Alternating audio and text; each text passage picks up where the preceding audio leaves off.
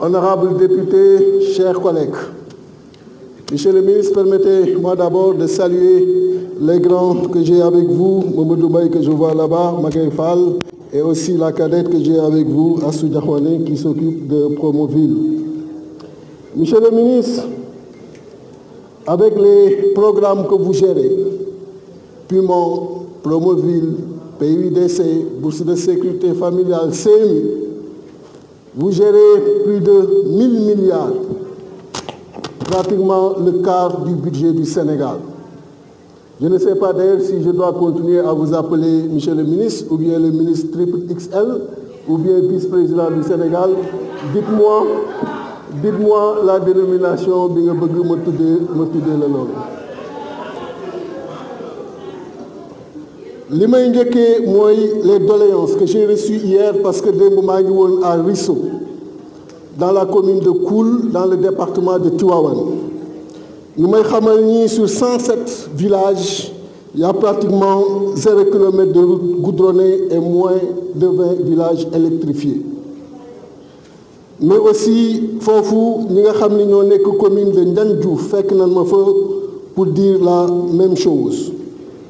Commune de Ndiarère, je ne vais pas revenir sur les chiffres, mais tout à l'heure ñoo may woo alors que foofu c'est dans le département de Fatick fi nga xam ni fa le président de la République Macky Sall bokk, c'est la même chose qui est fondamentalement notée. Damay tënk li nga yor parce que il faut Sénégalais yi xam ko parce que li ci ëpp c'est dans le monde rural boo dee xool xayma ci 15 millions de Sénégalais yi ay 8 millions 500 000 Sénégalais la pratiquement sur 100 000 kilomètres carrés bu fekkee on prend un taux d'urbanisation de 46%. Li muy tekki mooy xale bu fa yeewu tey am des difficultés pour mën a guddi gi mu jàng am les mêmes chances de réussite que xale bu nekk Dakar yow li muy tekki aussi mooy jigéen bi nga xam ni am na des difficultés pour mën a dem ci case de santé ñu war ko transporter par une ambulance di ko transporter ak ay charrette te bale na même ici à Dakar yow également li muy tekki mooy góorgóorlu bu fa yeewu war a mën a dem ci dëkk bi am ay piste yi nga xam ne amul fu mu jaar mënu ko parce que piste yooyu existé wul yow également li muy mën a tekki sans économie dans ces zones parce qu'il y a pas de marché pour mën a écouler yenn marchandises yi yow. Mais je ne vais pas parler de programme par programme parce que le temps ne le permet pas, mais je pense qu'une autre orientation agrégée woon ces programmes-là pour voir les infrastructures de base yi nga xam ni fu nekk village bu nekk soxla na ko pour régler justement problème d'inéquité boobu agrégation boobu ça va être beaucoup plus pertinent parce que les infrastructures sociales de base tout le monde les connaît ku nekk fa nga yeewoo soxla nga ndox soxla nga électricité soxla nga marché soxla nga poste de santé soxla nga ay route soxla nga école